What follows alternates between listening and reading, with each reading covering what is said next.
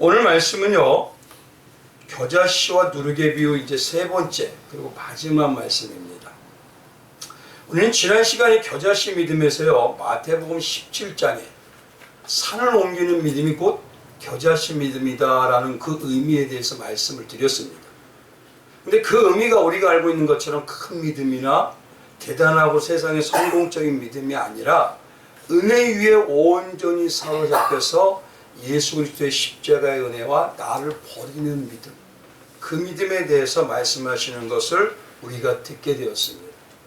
근데 우리가 항상 이 말씀을 드렸지만요, 문제는 뭐냐면 여전히 우리가 이 경건의 연습을 끝없이 연습하지 않으면요, 성경이 여전히 자의적으로 나 중심의 인본적인 해석으로요, 그 모습에서 벗어나지 못하더라는 것입니다.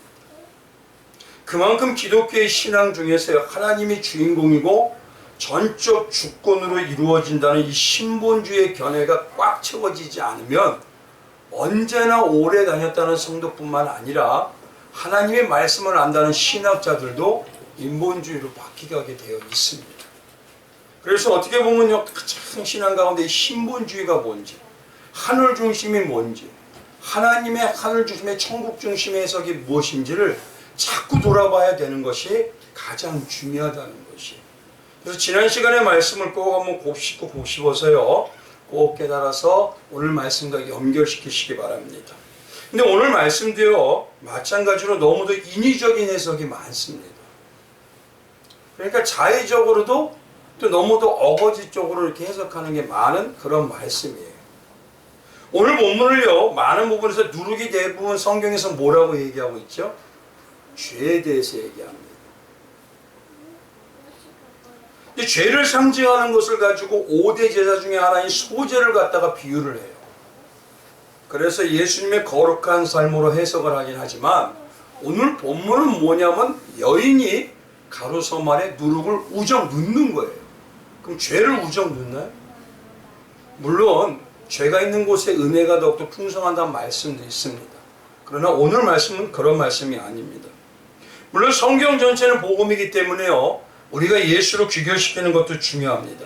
오늘 본문 말씀은요, 유대인들의 일반적인 사람들, 어떻게 보면 가장 삶이 어려운 노동자와 같고 또 그 삶 속에서 하루하루 벌어가면서 살아가는 큰 무리들에게 하는 일반적으로 비유하는 말씀입니다. 그래서 조금 쉽게 유대사회에서요, 예수님은 이 비유를 할 때 꼭 그들이 잘 알고 있는 말의 그 비유로 말씀해 주십니다. 쉽게 말하면 일상생활을 쉽게 접목해서 소재를 가지고 말씀해 주시죠. 예를 들어서 지난 시간에 이 겨자씨 비유에서 참믿음을 말할 때요, 그들은 어디 가서나 겨자의 나무를 말하는 겨자나무가 뭔지를 다 압니다. 그들은 잡초와 같고 갈릴리 특히 호수 근처에서는 아주 지천이 그냥 큰 겨자나무 같은 그런 모습을 상상을 하면서 들었을 때 이 믿음이 어떤 것인지를 알 수가 있는 것처럼 오늘도 마찬가지로 어떤 여인들을요, 어머니라고 한번 생각해 보시고 가정에서 일어나는 그런 누룩을 넣고 반죽해서 빵을 굽는 모습으로 한번 생각해 보시는 게 우리에게 쉽게 이해가 되는 접목될 수 있는 부분입니다. 아마 예수님도 잘할 때요, 어머니 마리아를 통해서 어머니 마리아가 빵 굽는 모습에 이런 모습, 반죽하는 모습을 좀 많이 봤을 겁니다. 특히 예수님이 태어나신 이 베들레헴은요, 일명 그 해석이 뭔지 아십니까? 뭐라고 할까요? 빵집입니다. 빵집. 그래서 베트라는 집에 램이라는 빵을 거기다 넣어서 빵집이다 이거예요. 근데 빵이 말라버리면 맛이 있나요? 요즘은 바게트라 가서 딱딱한 것도 먹기도 하지만 속안은 촉촉하죠. 근데 한번 생각해 보시죠. 사랑하는 가족과 자녀를 위해서요, 어머니가 김이 모락모락 나는 먹음직스러운 그 빵을 만들어 굽기 위해서 고운 가루에 누룩을 넣어서 반죽하는 것이에요. 유대인들은 아마 이 얘기를 들으면요, 누구나 이 모습이구나 라는 것을 아마 금방 알았을 겁니다. 그래서 먼저 짚고 넘어가야 될 게 뭐냐면 이 본문 말씀을 왜 믿음에 비유하셨느냐, 왜 네 가지 밭의 핵심과 같은 그 믿음에 비유하셨느냐, 그게 뭐냐, 누룩을요 밀가루에 넣어서 반죽해서 그 누룩은 분명히 밀가루 전체가 부풀어 올라 더욱더 풍성하게 한다는 것입니다. 그렇게 풍성하게 한다는 것을 우리에게 말씀하고 있는 거예요. 특히 오늘 본문의 겨자씨와 조금 더 구분해 보면요, 겨자씨 비유는 겉으로 드러나는 외적인 모습이에요. 겉으로 드러나는 게 불과 같은 은혜의 믿음인데, 이 누룩의 비유는요, 믿음의 내적인 요소에 대해서 말씀하시는 겁니다. 내 안에서 이루어지는 거. 그래서 어떤 신학자는요, 이 비유를 가지고 뭐라고 하냐면, 겨자씨 비유와 누룩 비유를요, 상호 보완적인 비유이다라고 얘기를 하죠. 서로 보완해 주시는 비유라고 합니다.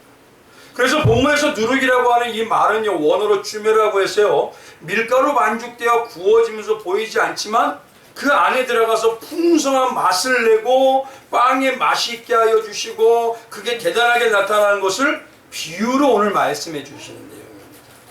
그래서 이 본문의 누룩을 신앙으로 말하면 밀가루 안에 참 믿음을 비유하는 누룩이 들어감으로 인해서 좋은 향기, 빵향이 나고 먹음직스럽고 풍성한 그런 빵이 잘 이루어지는 가정에 모두 퍼져나는 풍성한 능력으로 나타난다라는 것이 바로 오늘 본문의 핵심입니다.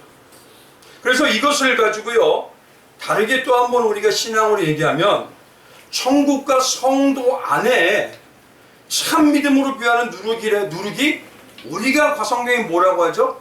아파르라고 해서 흙이라고 하죠. 먼지, 가루예요. 가루인 우리 안에 들어와 우리가 섞이면 어떻게 된다고요?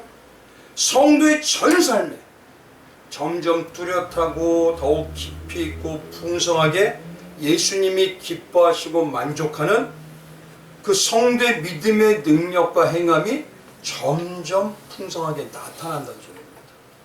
바로 그 얘기 하시는 거예요. 근데 문제는 뭐냐면 너무 아까 말씀드렸죠. 너무 인위적으로 해석을 했다고요. 위대한 신학자라고 하는 이 제롬이라고 하는 목사님은요, 여인을 교회로 비유했어요. 그리고 섬 아래 가루를 여러 종류의 인종들, 사람 있죠?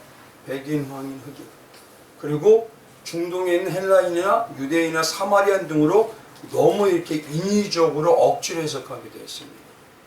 그러나 오늘 말씀을 어머니가 빵을 반죽하고 굽는 것으로 해석하시면 그것이 과연 무슨 의미인지를 조금 더 자세히 알 수가 있더라는 것입니다. 그럼 내용을 그림으로 한번 그려가면서요,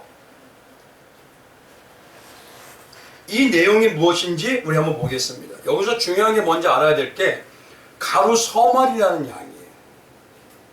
우리 보통 한 마리 얼마죠? 한 마리 몇 킬로가 할까요? 8kg. 그렇죠.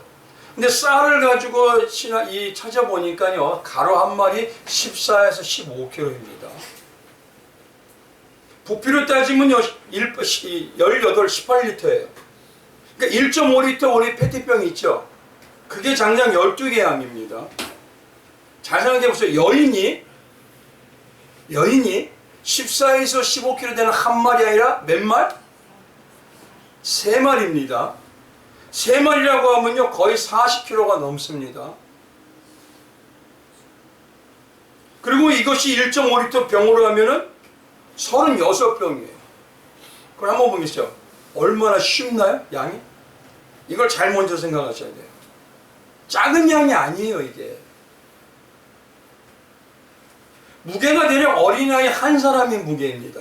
그 무게 여인이 들기 쉬울까요?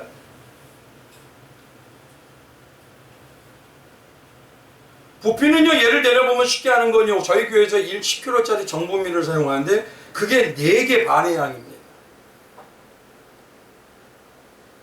저희 집에 있는 분한테 제게 한 분 들어보라 하면 그것도 힘들대요. 하나 드는 거. 근데 본문의 이 여인은 서말이라는 4개의 양을 반죽을 하는 거예요. 잘 생각하셔야 됩니다. 그냥 우리가 성경이라고 하니까 쉽게 그냥 조금 있는 거 가지고 막 쪼물딱 하는 거 그거 아닙니다. 애들 노는 거 같은 거. 그러면 한번 생각해 보십시오. 여인의 입장에서는 이 정도 양을 반죽하는 게 편할까요? 식사 때마다. 그리고 그 정도 양을 반죽해서 빵을 굽는 게, 유대인들은 중동에 가면 화덕 아시죠? 참 제가 이렇게 영상을 보니까 요즘 머리를 집어넣어서 위에다 락 하고 붙이더라고요. 그걸 40kg 가까이의 양의 빵을 준비한다는 게 과연 쉽겠냐 이거예요. 그러면 이 여인의 마음이 어떨까요? 이거 잘 들어보셔야 돼요. 저 같으면요 아마 짜증이 날 겁니다. 매일 그 정도로 하겠다면. 아마 이 여인 같으면요, 근데 만약에 이 여인이 만약에 그런 마음이라면, 아니 왜 나만 맨날 밥을 차려야 돼? 왜 이 지구한 인생은 밥만 차리는 인생으로 살아야 돼? 어우 짜증나, 어우 징글징글. 그랬을까요?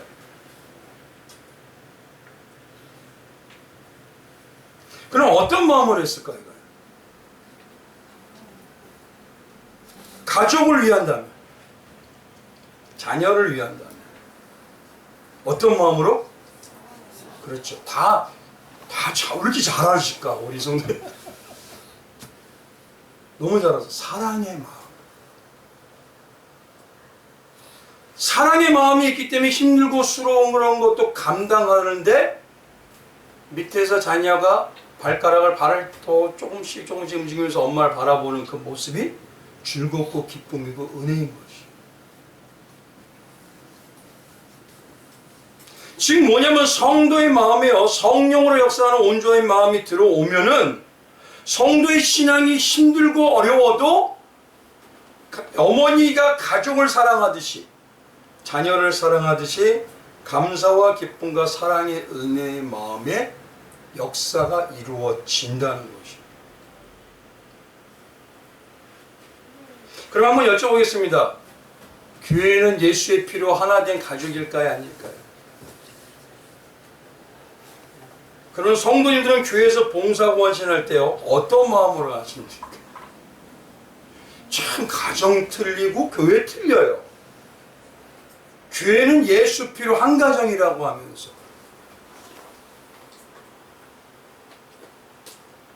그럼 어떤 마음으로 어떤 자세로 하십니까? 사랑으로 자세하는데 맨날 나만 이거예요?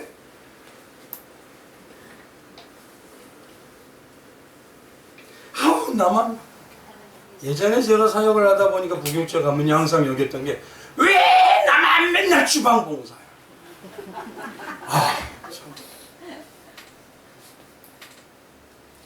저만 본 거 아니죠? 왜 나만 맨날 교회 청소야?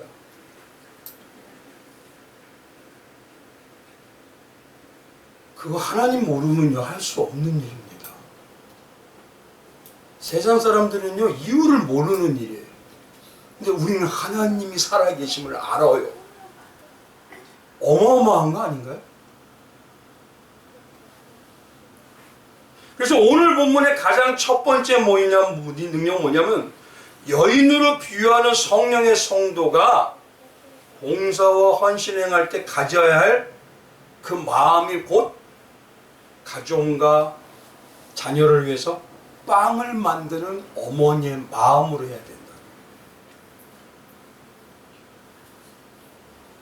이게 첫 번째 우리에게 말씀하시는 그 믿음이에요. 믿음의 마음이 생기면 이 마음은 당연히 나오게 되어 있다. 제가 예전에 성도님들에게요 항상 그렇게 말씀할 텐데 왜 나만 맨날 주방 봉사냐, 왜 맨날 나만 왜 이런 거 보이지도 않아. 어떤 분 그러더라고요. 이렇게 가다 보면 교회에 이렇게 바닥에 쓰레기가 있어요. 그럼 그래요. 이 교회 성도들이 이런 것도 안 보이나 봐. 제가 그래서 뭐라 하냐면요, 하나님께서 성도님에게 복을 주기 위해서 성도님에게 보이게 하신 거예요.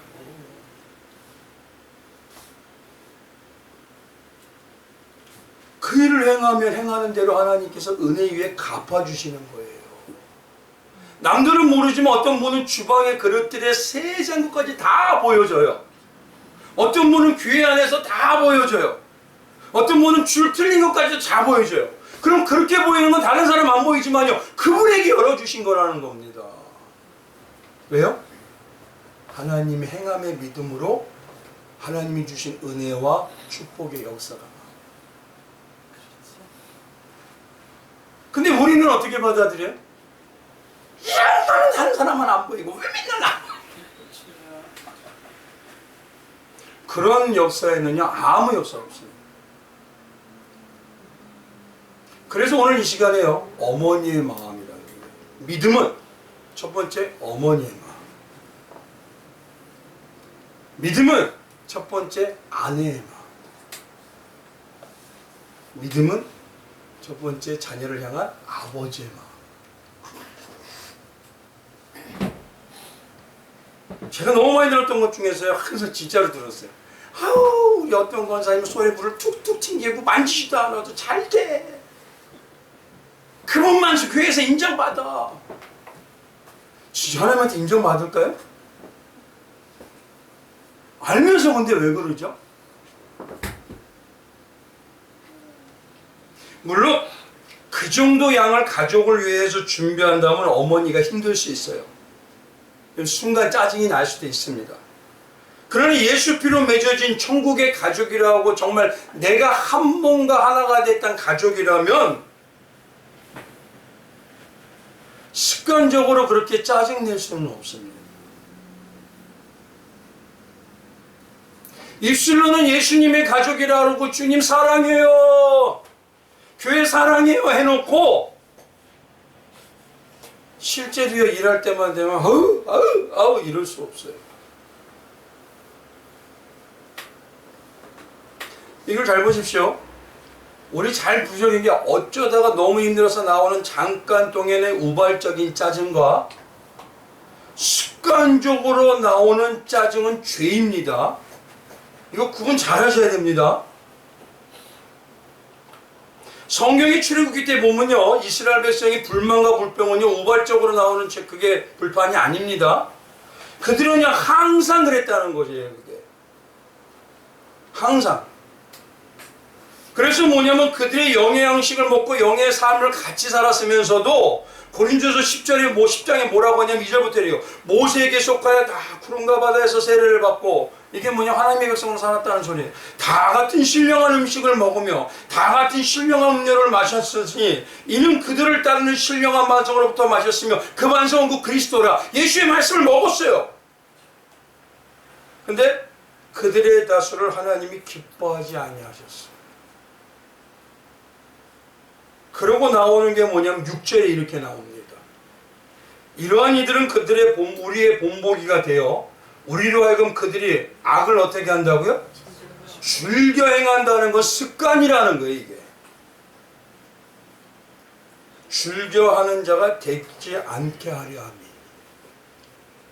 그 습관으로 나오는 게 뭐냐면 첫 번째 우상숭배요, 두 번째 8절에 금행이요, 세 번째 주를 시험하는 거예요. 어디 내가 이렇게 하니까 복을 주나 안 주나 하나님 볼 거예요? 아 참 구원해 주신 것만 해도 은혜 아닙니까? 죽을 사람? 내 자식이 물에 빠져 있는데 이전에 저희 애 중에서 한 명이 물에 빠졌어요. 썼어요 진짜. 아우 가슴이 덜컹거려요. 살려준 것만 해도 감사 아닌가요? 근데 10절에 가보니까 뭐냐 그들 가운데 어떤 사람은 원망하다가 습관적으로 멸망시키는 자에게 멸망하여 한다. 너희는 그들과 같이 원망하지 말라.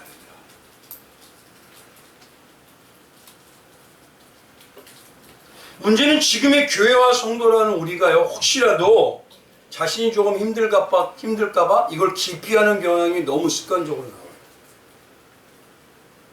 그럼요 하나님께서 복을 주시기 위해서 일을 맡기다가도 딱 끊어져 버려요. 안 시키죠 하나님.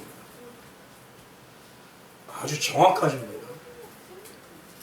한 예로요 제가 개척하면서 자주 들었던 말이 뭐냐면 작은 교회 가면 육신적으로나 물질적으로 힘들어서 나는 모르겠어요 싫어요. 하나님이 사인을 줘도. 근데 적은 교회만 뿐만이 아니라 큰 교회에서도 봉사를 하기 위해서 우리가 뭘 좀 이렇게 해서 성도님 이것 좀 한번 해보시면 어떨까요? 그러면 대답이 뭔지 아십니까?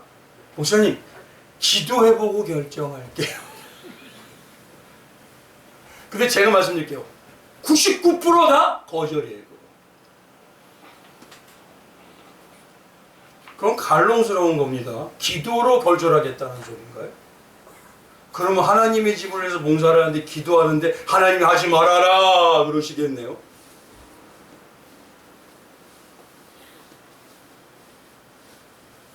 이게 오늘 본문을 통해서 우리가 말씀드린 건 과연 성령 받은 믿음의 성도라면 어떤 영의 자세로 살아가냐 이거예요.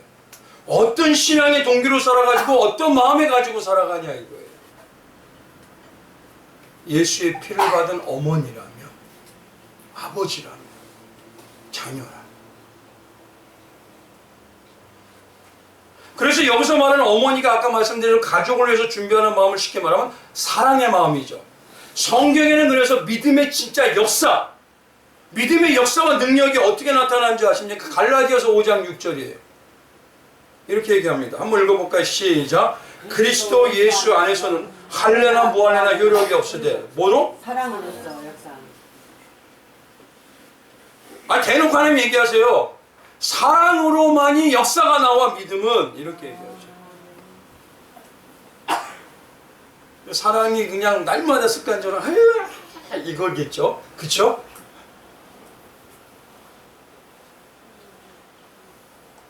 그건 내가 은혜가 지금 식어가기 때문에 그래요.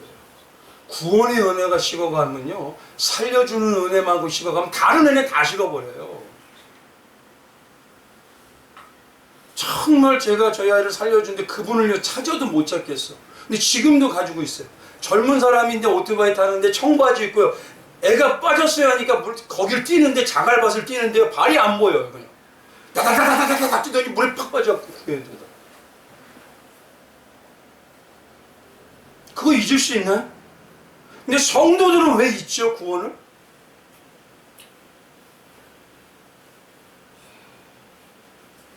특히 더 말하는 건요, 성경에는 뭐라고 하냐면은 믿음의 역사라고 한 다음에 사랑은 뭐냐면 사랑의 수고라고 얘기해요. 사랑에는 반드시 수고가 있다는 겁니다. 그래서 데살로니가전서 1장 3절에도 너희의 믿음의 역사와 사랑의 수고와 우리 주 예수 그리스도에 대한 소망의 인내가 있어요. 우리 하나님 앞에서 끊임없이 기억하며.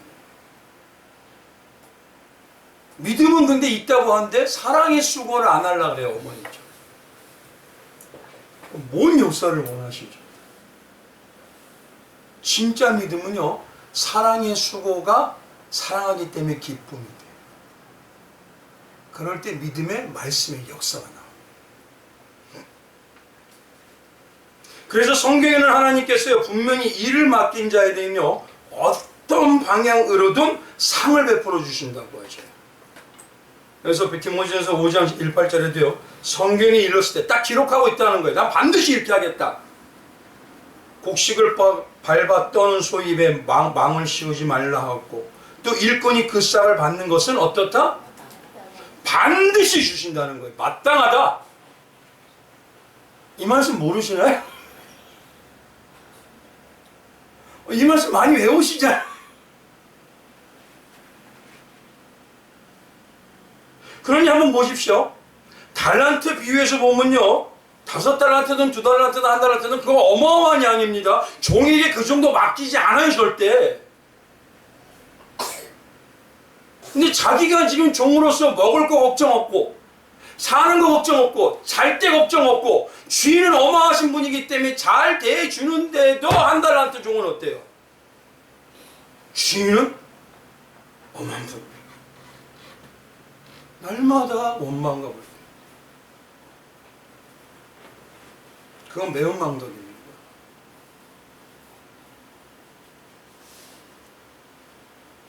그럼 한번 봅시다. 우리의 신앙이 어떤 자세로요? 우리의 입술은 사랑의 자세로 정말 하세요? 그럼 쉽게 사랑은 어머니의 마음이에요. 어떤 마음으로 하세요? 어떤 신앙으로 다니세요? 어떤 마음으로 말씀 읽으시고 어떤 마음으로 기도하세요? 날마다 비교하는 마음? 저 권사님하고 이렇게 잘 돼, 나도 잘 되고 싶어, 이건가?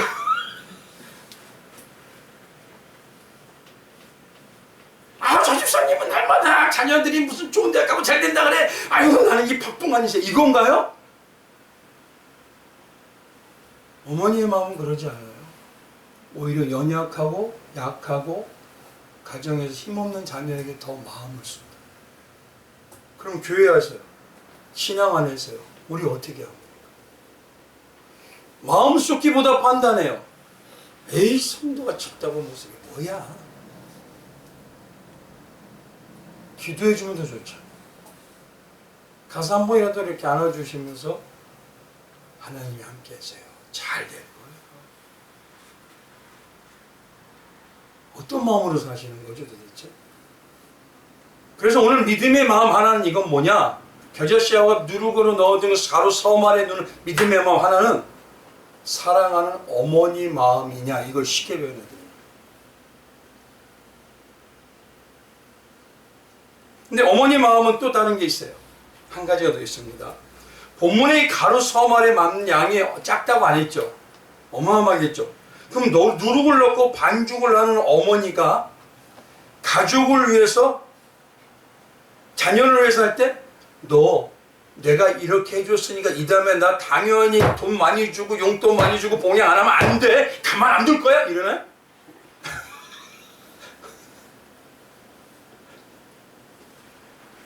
그럼 한번 보시죠. 자녀에게 뭘 바라고 하는 건가요? 가족에게 뭘 원해서 하는 건가요? 그럼 내가 한 일이 특별하게 느껴지나요? 당연히 해야 될 일로 느껴지잖아요. 어떤 걸로 느껴지세요?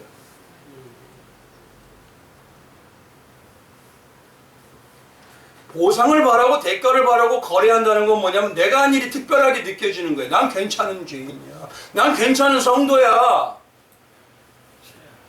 근데 어머니 마음은요, 가족을 위해서 당연히 사랑인데 뭐, 자녀에게 하는 게 당연한 건데 뭐, 나만 특별하게 해주는 것 같으세요?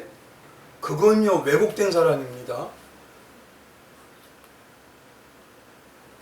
오늘 두 번째는 뭐냐면요, 이 여인의 마음은 어떤 마음이냐, 어머니 마음은요, 당연한 마음이죠. 요거를요, 똑같이 말하는 마음이 있어요. 난 당연히 했던 거예요.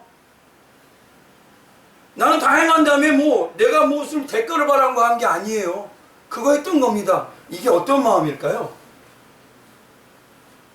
당연한 어머니의 마음을 똑같은 게 무익한 종의 마음. 그래서 누가복음 17장 가보면요, 7절에 너희 중 누구에게 밭을 갈거나 양을 치거나 하는 종이 있어 밭에서 들어오면 그대로 곧 와 앉아서 먹으라 말할 자가 있느냐. 9절에 가보면요, 명한대로 하였다고 종에게 감사하겠느냐. 이와 같이 너희도 명령받은 것을 다 행한 후에 이르기를 우리는 무익한 종이라. 우리가 해야 할 일을 한 것뿐이라. 당연한 거 아니에요, 그거? 그러니까 당연한 어머니의 마음은 무익한 종의 마음하고 맥이 같아요.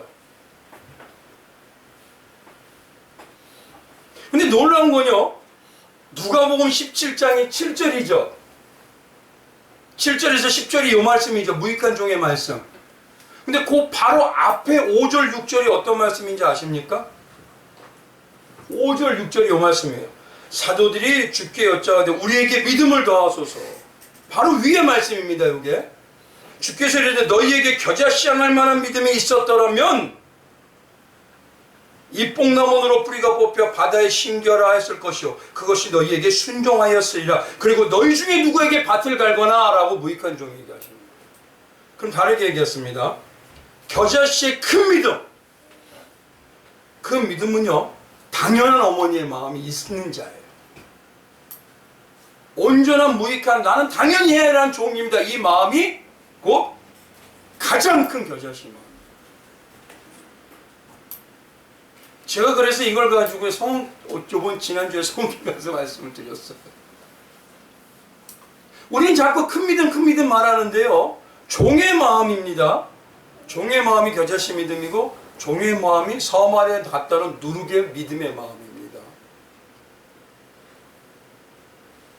그런 성도에게요, 어머니의 당연한 마음과 종의 무익한 마음이 예수 그리스도와 동행하면 하나 될 때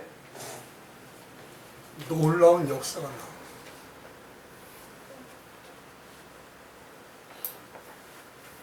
그래서 예수님께도 이 마음을 가졌다고 하고 바울도 자기도 이 마음을 가졌다고 해요.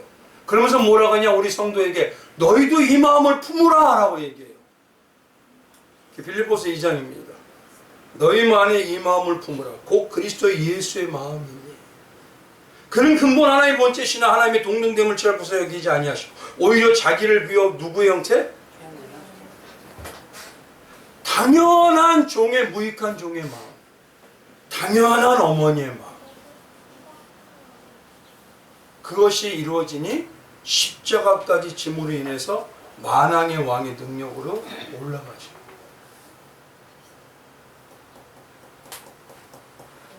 그래서 말씀드렸던 게 뭐냐, 종의 마음이라고 해서요, 이게 종이 아닙니다. 돌로스라 해서 노예입니다.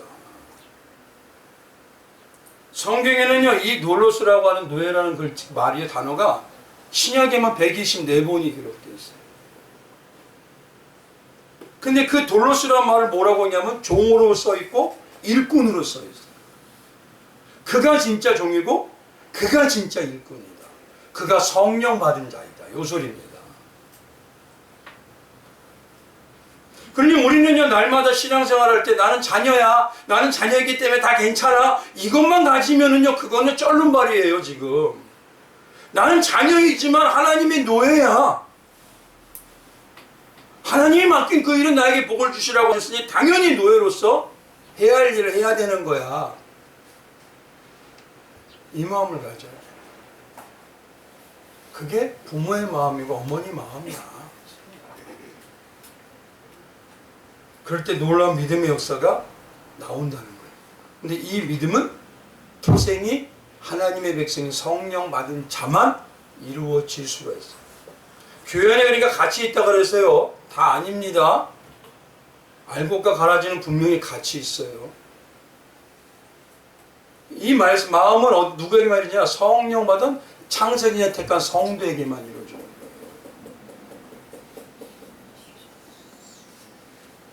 그래서 제가 한 말씀을 말씀드렸던 걸 조금 더 말씀을 드리면, 성경에는요, 종과 노예에 대해서 분명을 구별하고 있어요. 우리는 그게 뭐 똑같은 거 아니에요 그럴지 모르지만 똑같이 하는 게 않습니다. 분명히 구분해요. 고대 시대인요, 유대 고대 시대인 예수님 당시에는요, 종은 뭐냐면 빚을 갚지 못하면 종으로 팔려갑니다. 근데 빚을 다 갚으면요, 이제는 뭐냐면 내 마음대로, 내 뜻대로 내 욕심과 욕망을 다 드러내면서도 살아갈 수 있는 자유자가 돼요. 그래서 종은요, 주인의 재산이 아닙니다. 주인은 종의 생사여탈권이 없어요. 근데 노예는요, 잘 보십시오. 노예를 한번 우리 성도로 비교 한번 해보세요. 노예는 평생 노예로 살아야 합니다. 노예는 자기 것이 없어요. 다 누구 거예요? 주인 거예요. 내가 쓰는 것은 단지 주인을 위해서, 주인의 유익을 위해서, 주인의 기쁨을 위해서 쓰는 거예요. 그리고 다 마친 후에는 주인에게 당연히 온전히 드리는 삶이에요.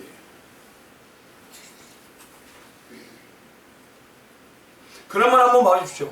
자유자애가 나타내는 그 종에 가깝습니까? 우리가 노예에 가깝습니까? 그래서 어떤 신학자는요, 이 말씀의 번역이 잘못됐다 그랬어요. 그리스도의 종이라고 하면 안 된다. 종이라고 하니까 사람들이 맨날 뭐냐면 자기 마음대로 하나님한테 나 이렇게 했으니까 이렇게 되네요? 내놔요? 자녀에서만 멈춰있는 쩔른말로 산다는 겁니다. 우리는 자녀만이 아닙니다. 거기에 우리는 당연히 난 한 겁니다 하는 종의 마음이 있는 자가 진짜 성도예요. 그래서 종으로 비교하지 말고 그리스도의 노예라고 번역을 해야 된다 그러더라고요.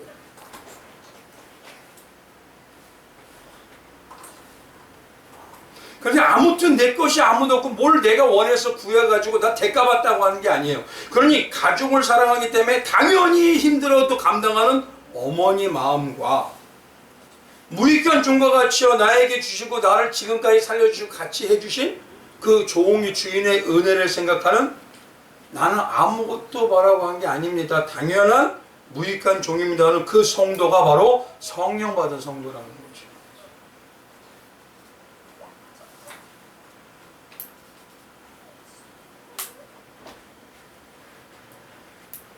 근데 한번 생각해 보십시오. 저번에 말씀을 드렸죠. 성도이면 노예예요. 노예니까 뭐 바라지 마세요. 그러면요, 내 안에서 어떤 마음이 생기죠? 기도에도 하나님 뜻으로 맞춰가는 것이고, 말씀도 하나님의 뜻에 내 뜻을 맞춰가는 것이지 내가 뭘 잘해서 뭘 하나님한테 대가를 받았으니까 난 이것 찾기 위해서 하는 게 아니에요. 성도님은 노예이기 때문에 그런 거 없어요. 그렇게 하면 어떨까요? 다들 여기서 이게 올라와요. 제가 이번 주에 성경 갔더니만요, 설교를 하다가 두 번째 단계 하는데 확 느껴지는데 여기서 하게 올라와요. 영이 느껴지더라고요. 근데 거기만 그런 게 아니에요. 교회마다 그래요. 근데 그게 우리 사람이라는 겁니다.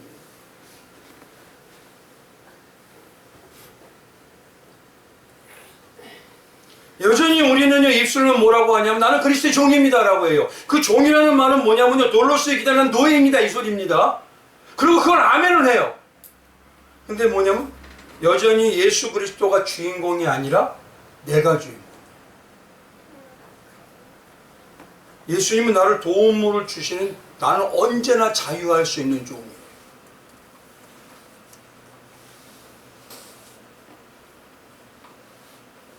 제가요, 이 설교를 항상 예전 때가 되면 하나님 감동 주실 때마다 부교육자들 다 마찬가지인데 저부터도 그러더라고요. 저부터도 처음에 이걸 깨닫게 하니까 나는 하나님의 노예구나. 특히 목사니까 어떻죠? 더 노예구나.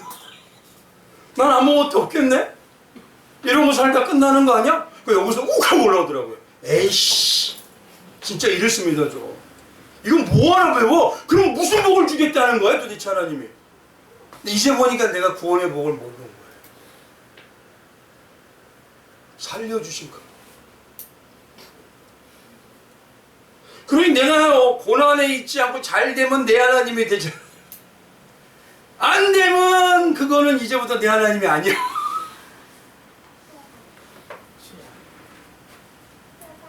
그러니 이제부터 뭐냐면 내가 판단해요. 언제나 자유할 수 있는 종의 입장으로. 그래서 어떤 거는 내가 골라서 하고 어떤 건 안 해요.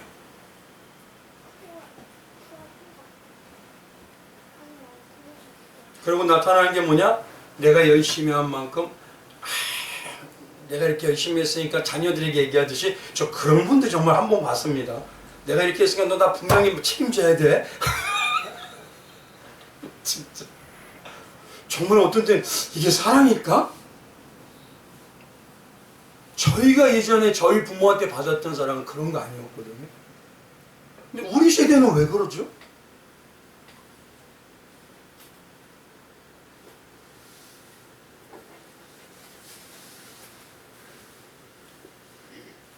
그래서 오늘 이 시간에는요, 정말 내가 당연히 믿음이 있는 사람으로서 어머니의 마음이 있는지, 당연히 무익한 종의 마음으로 내가 살아가고 있는지, 그것에 대해서 나를 분별할 수 있는 몇 가지 기준을 말씀을 드리기 원합니다. 첫 번째는요, 이겁니다. 당연한 어머니의 마음과 무익한 종인 노예의 성도는요, 자기 뜻이 있어요, 없어요? 없어요. 자기 뜻은 없고 주인이요 왕이신 하나님의 말씀 중심으로 죽은 자로 살아갑니다. 그래서 노예는요, 자기 뜻이 없기 때문에 쉽게 한번 말하면 신형으로 얘기하면 이건 뭐냐면 죽은 자예요. 항상 말씀 주죠. 바울이 말하는 신앙은 나는 근데 맨날 교회 보고 살아나려고 그래, 다. 스물스물 막 살아나려고 그래. 내가 말하는 게 정석이야. 내가 기득권이야. 나를 위해서 사람들이 모여야 돼. 이게 뭐 하는 거죠, 지금? 교회마다 보면 그래서 기득권이 있어요. 예수님만이 기득권입니다.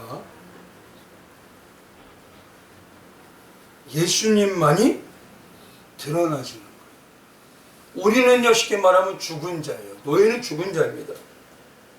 자아가 없어요. 이걸 신앙으로 얘기하면 한 알의 미랄이에요. 겨자씨 믿음. 겨자씨 믿음은 자아가 죽어야 돼요. 내 생각이 죽어야 되는 거예요. 말씀이라면 맞습니다. 그러고 가야 되는 거예요. 아유, 말씀은 하지만 현실하고는 틀려요. 현실은 이러니까 아예 안 돼요. 종은 그럴 수가 없어요. 그래서 제가 말씀을 한번 드렸었어요. 어떻게 했냐면, 교회 가서 그 말씀 전한 교회 가서 예전에 교회를 시작하는데 저는 여기에 있으려고 안 했었어요. 서울을 가려고 하고 서울에 두 군데에서 말씀이 다 왔어요. 다 돼 있다 그러고 거기에 성도님이 7, 80명이라고. 근데 여기서 어떤 성도님이 여기서 4개월을 산다고 뇌를 수술하셨는데 산에서 사는데 그분하고 왔다가 그분이 나오고 같이 신방하고 말씀을 준 거 했더니 4년을 사셔요. 근데 그분이 용문에다 집을 얻었어요. 마지막 딱 만나고 가려고 하는데 그분이 말이 안 되는데 목사님 나 평생 책임져줘요. 제가 기도할 때 뭐라 했을까요? 하나님 뜻이면 갑니다 그랬을까요? 아버지 왜 나만 가지고 그래? 나같이 아무것도 없는 사람 가지고 그래. 왜요? 많잖아요. 근데 나 지금 아무것도 없잖아요. 내가 뭘 해요?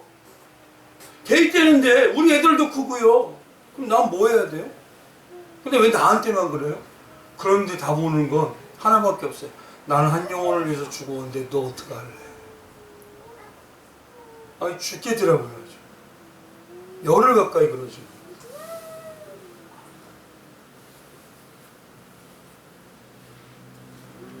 성경에 가만히 봐보시죠. 요한복음 12장 14절 24절 한번 보세요. 요한복음 12장 24절 할렐루야! 할렐루야! 요한복음 12장 24절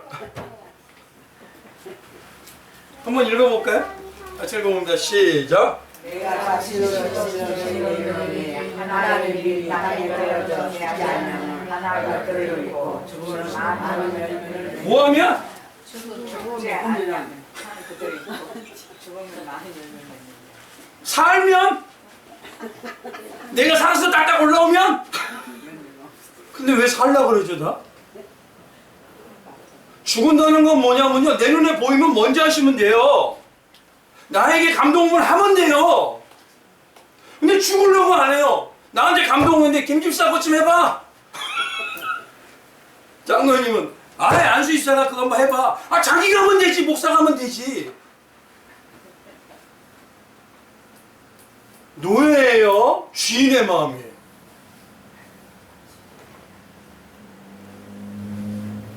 성경 한번 가만히 봐보시죠. 달란트 비유에 가보면요 칭찬받는 종들이 있었죠. 2달란트, 5달란트. 근데 그 달란트를 가지고 있는 종들이 뭐라고 말한 게 있어요? 한 군데도 없습니다. 그럼 잘 보십시오. 우리는 자꾸 많이 받기만 하면 좋대요. 근데 정말 많이 받으면 좋은가요?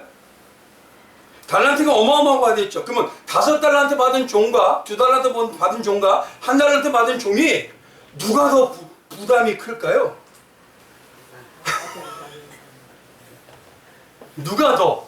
많이 받은 누가복음 19장 12절에 가보면요 달란트 비와 같은 매기가 가지고 있는 문화 비하면 그 귀인이 가면서 뭐라고 하냐면 너 장사해라 그래요. 장사하라고.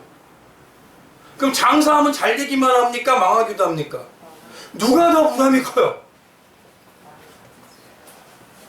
근데 많이 받은 종들은요 나는 종이기 때문에 그럴 할 필요가 없어요. 근데 유일하게 어줍잖게 받은 종이 꼭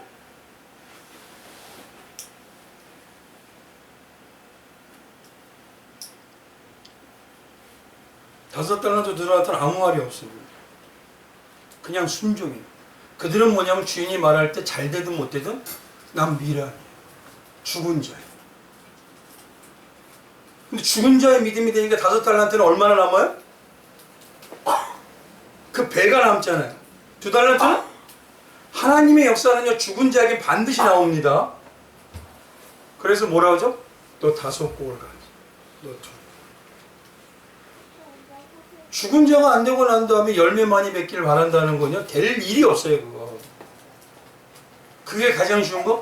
눈에 보이면 하세요. 마음이 움직이면 하세요. 말씀에 비춰서 남을 비판하고 판단하고 이거 하려는 게 아니라 하나님 앞에서 내가 먼저 헌신, 내가 먼저 작은 봉사. 그게 죽은 종의 마음이고 당연한 어머니의 마음. 교회 안에 한번 가만히 가보십시오. 대부분요 회의 많죠. 그리고 다툼도 많죠. 근데 그 중심 뭔지 아십니까? 잘 되자고. 잘 되자고 다툼하라고 하나요, 성경에? 잘 되자고 파가 나눠지나요? 성경에 말하면 고린도 교회가 있는데요. 그 중에 가장 많이 했던 게 그들은 파예요. 바울파, 아볼로파, 게바파, 예수파. 근데 그 교회가 은사가 어마어마했었어요. 능력이 어마어마했었어요. 근데 문제는 뭐냐? 가장 타락한 교회로 바뀌어요. 그게 분쟁이에요. 죽은 마음이 아니에요. 먼저 그냥 내 눈에 띄면 아이고 그래 하지 뭐. 저희 애들도 보면요. 막내가 형이니까 형이 해. 그러면 우리 형들은요. 이게 제일 어린 게 왜?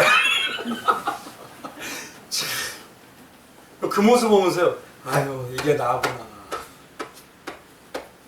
이게 나구나. 두 번째는요. 당연한 어머니와 무익한 종인 노예 성도는요. 어떤 거냐면 오직 난 없으니까 어떻게? 주인만 봐라. 주인의 일거수일투족. 주인이 행하는 방향. 그래서 아무 생각 없이 살지 않습니다. 종은요. 진짜 노예 종이 주인이 뭘 좋아하지? 주인이 뭘 싫어하지? 주인이 기뻐하는 게 뭐지? 우리의 주인이 예수님이 가신 길이 뭐지? 예수님이 하셨던 삶이 뭐지? 나도 그 길을 가야지. 그게 십자가의 삶이에요. 맞죠? 그게 동행하는 겁니다. 근데 십자가의 삶은 싫고 주인만 지고 나는 좀 평안했으면 좋겠다.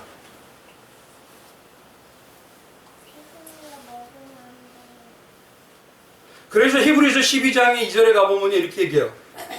믿음의 주여 또 온전하게 하시니 누구만? 근데 솔직히 물을게요. 예수만 바라보세요. 예수를 바라보면서 세상 것을 좀 더 달라고 바라보세요. 어떤 게 더 중요해요?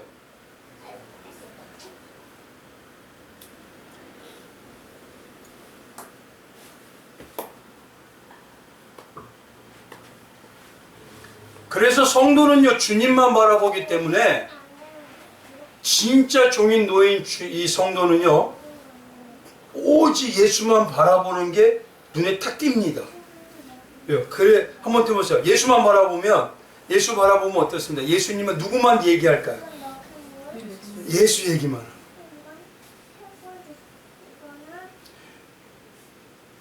자식이 서울대 간 분 어떤 분은요 앉았다 하면 자식이 서울대 가잖아요. 자식이 삼성맨이 LG맨이 되면요 앉았다 하면 삼성맨 LG맨이에요.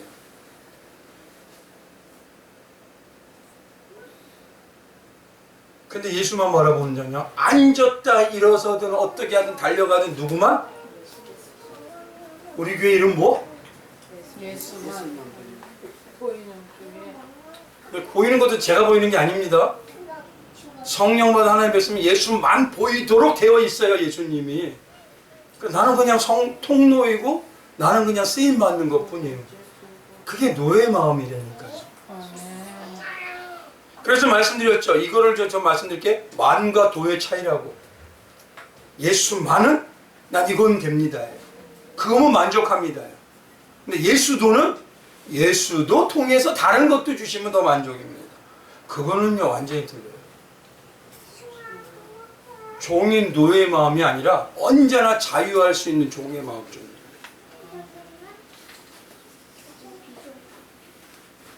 그래서 그런지 지금 교회들이 어떻습니까?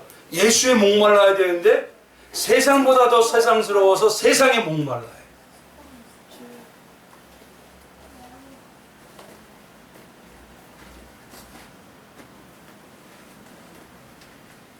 날마다 우리 예수님만 목말라 하신 성도님들 되시기 주님의 이름으로 축원드립니다. 세 번째는요. 당연한 어머니와 무익한 종인 노예의 성도는요. 자기보다 능력이 많은 자들이 있음을 알아요, 몰라요? 자기보다 더 쓰임을 잘 받아서 더 많이 풍성하게 할 수 있다는 사람이 있음을 알아요, 몰라요? 알잖아요. 근데 나는 노예인데 주인이 나에게 칭찬을 한번 해주시고 나에게 좋은 걸 주셨다? 그러면 어떨까요?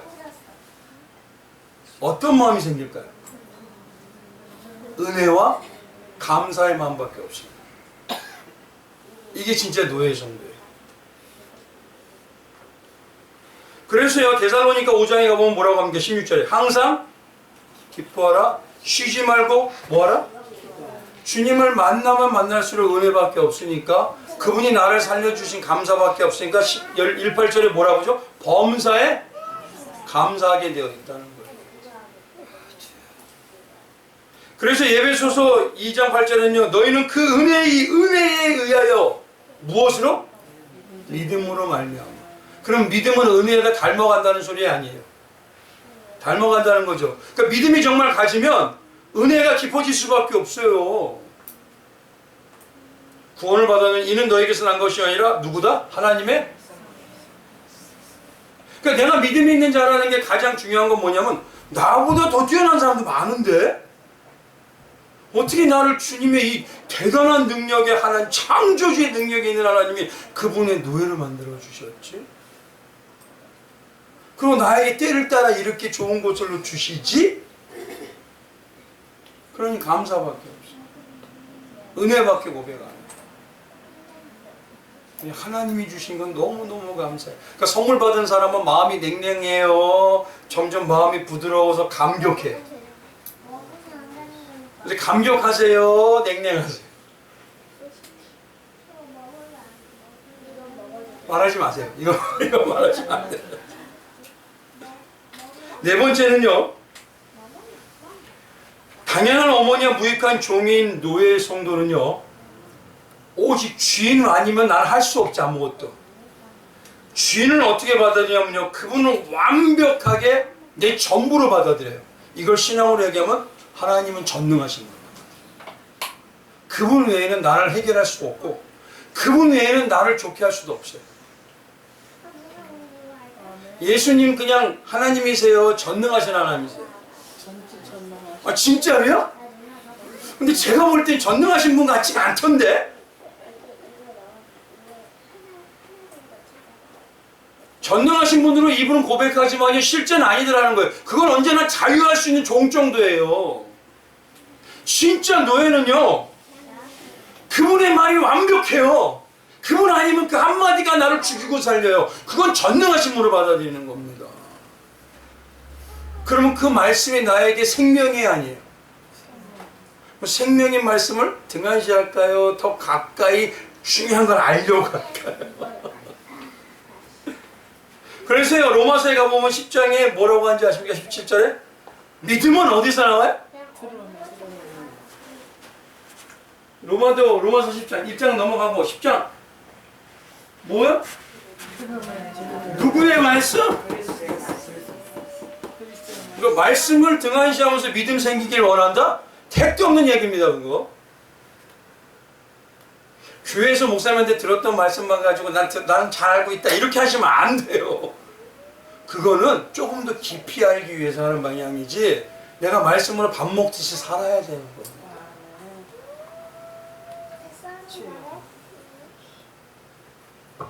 최소한 네 가지만으로 분별하세요. 그러면 알 수 있죠. 그리고 이 네 가지가 이루어진 한 사람만 말씀을 드리고 이제 말씀 마칠게요. 사도행전 21장에 가보면요, 두 사람을 가지고 얘기합니다. 바울이 전능하신 하나님의 뜻을 알아서 예루살렘으로 가요. 근데 예루살렘을 가는 이유가 뭐냐면 이제 그가 순교하기 위해서예요. 사도행전 21장에. 근데 마지막으로 그래서 자기가 사랑한 사람들을 돌아보고 교회를 돌아보기 위해서 고해마다 이제 지나서 갑니다.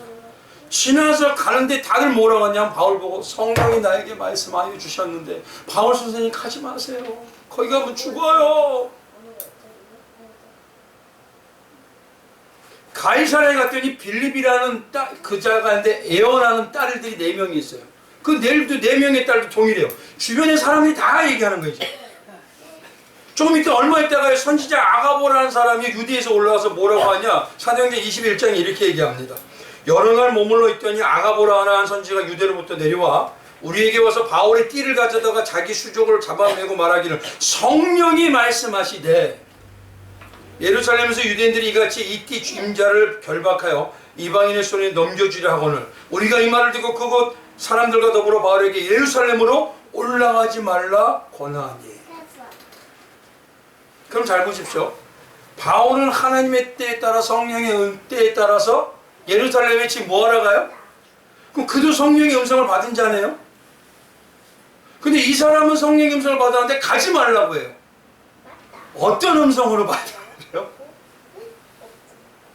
똑같은 성령의 음성을 주셨는데 바울에게는 순교하라고 가야 되는데 다른 사람은 가지 말라고 해야 돼요. 어떤 방향으로 가야 돼요?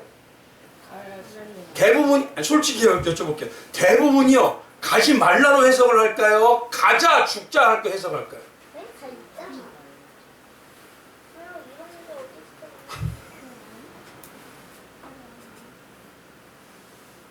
성도님이 솔직히 오늘 꿈을 꿨어. 오늘 몽상을 받았어. 오늘 이상한 일이 있었어. 그러면요, 이거 피하라고 주신 거예요? 아니면 그래도 가라는 거예요? 어떻게 해석하셨어요? 근데 왜 성경은 바울의 해석이 맞다고 할까요? 똑같이 성령이 주셨는데. 잘 들으시기 바랍니다. 종은요, 주인이 간 거, 주인이 행한 거, 주인이 바라보는 거, 주인이 말한 것이 전부죠. 바울의 해석의 중심과 기준이 뭐였냐면 내 주인인 예수의 가신 길이 기준이었어요. 성도님들 기준이 뭡니까? 나 영화를 위해서, 나 영달을 위해서 피하라는 거? 그건 기준이 되지 않아요. 말씀이 기준이 되지 않습니다. 나에게 그런 은혜가 오면 내 기준은 예수님, 내 주인이 예수님이 가신 그 생각, 예수님이 가신 십자가의 길, 예수님이 가졌던 내가 없어지는 그 모습, 그게 성경적인 해석입니다. 바울은 그렇게 기준을 잡았던 거예요. 그럼 우리는 지금까지 어떤 기준을 잡으셨어요? 그래서 성경은 바울의 기준이 진짜 성령의 응답이다 그래요.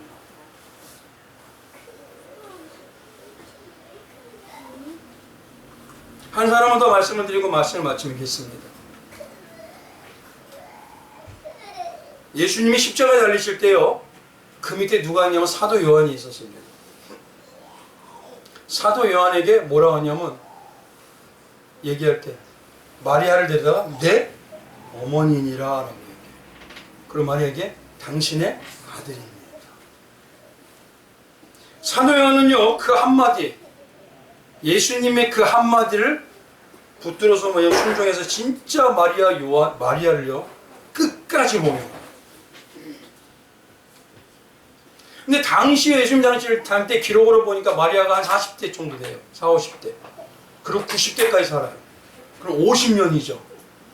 근데 바울은요, 이 사도 요한은 대략 뭐냐면 30살입니다. 근데 이 50년을 거기다가 더해보세요. 그럼 몇 살? 80이잖아요. 당시 근데요, 인간의 수명이 뭐냐면 50이 일반적으로 수명이에요. 50이면 다 죽어요. 60이면 장수예요.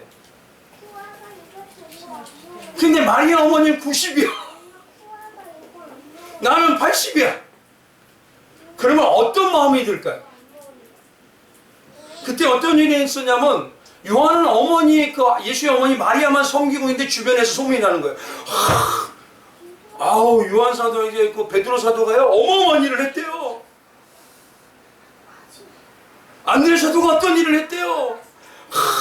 마지막에 마띠아 사도가요, 대단한 성경에 어마어마한 일을 했답니다. 자기 동기들은요 지금 엄청나게 인정받고 있어요. 나는 예수님 말씀 하나 붙들고, 그가 어떤 마음으로 못 들었을까? 예수님이 하나님이란 말씀으로 붙드는 거예요. 그래서 요한복음의 주제가 뭔지 아십니까? 예수는 하나님이다. 이거 하나 주제예요. 요한복음 전체가. 우리 성도님들 삶에서 안 풀린 거 있어요? 좀 약해지는 거 있어요? 하나님 말씀 붙들고 살다 보면요, 저도 가끔 그래요. 오 그런 거 있죠. 때때로 비전도 있었죠. 꿈도 있었죠. 그런데 말씀 붙들고 살면 약해지기도 하고 없어지기도 하고 약함이 은혜라고 하는 고백이 될 때도 있어요. 그럴 때마다 요한 한번 생각해 보십시오. 그는 밤모섬의 유배까지 가요. 무슨 마음이 들었을까요? 요한의 그림을 성화를 그렸는데요. 그 사람은요 뭐냐면 여기가 이마가 이만큼이 튀어나와요. 이만해요 이마가. 진짜. 그럼 왜 이마가 이만할까?